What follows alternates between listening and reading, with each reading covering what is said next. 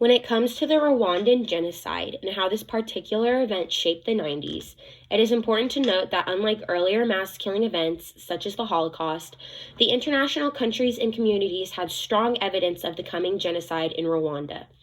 Even once the horrible massacre had begun and the evidence of the slaughter taking place was undeniable, the United Nations and the international community still did nothing. The United States even went as far as to actively discourage the United Nations Security Council from seeking more vigorous action. One reason the United States in particular was not quick to take action, and possibly why they discouraged others from taking action as well, may be due to the result of the United Nations intervention in Somalia, in which several U.S. troops were killed. Bill Clinton, who was president during the time of the Rwandan genocide, has even spoke out about how the event since then, detailing the U.S.'s lack of action as one of his biggest regrets during his presidency. I will now play part of a CNN interview Bill Clinton gave regarding the situation. You've obviously referred to what happened here while you were president, when nearly 1 million people were slaughtered in that few-month time period, as a personal failure of yours.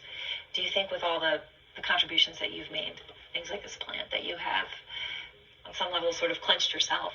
I don't know, but I remember the first time I came here to start the AIDS project, a reporter was riding in a cab in Kigali, and he asked this cab driver if he didn't resent my being here because the U.S. didn't come into the area until after the killing had been stopped to take care of the refugees.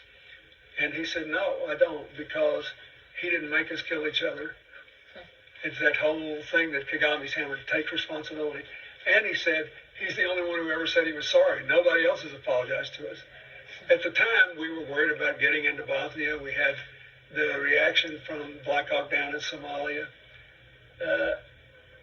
And it was over in 90 days. We just blew it. And I think had we sent 10,000 troops here and gotten a few more people to come, we might have been able to save a third of the people who died. You can see what a rural country it is. Yes. And most of the people who died were killed with machetes. So I don't think we could have ended the violence, but I think we could have cut it down, and I regret it. And all I can do is to try to help them come back.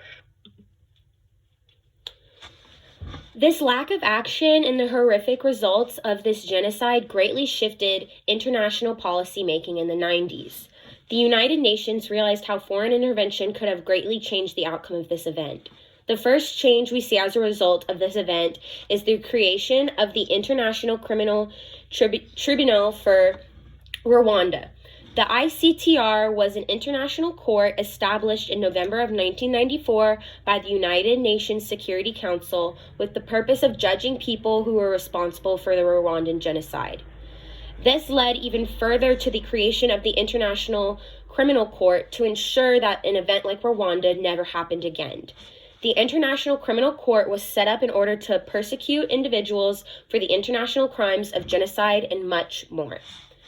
Although the Rwandan genocide was overall devastating and the U.S. proved to be no help at all, it did have lasting impacts on foreign policy and how events like this will be treated in the future.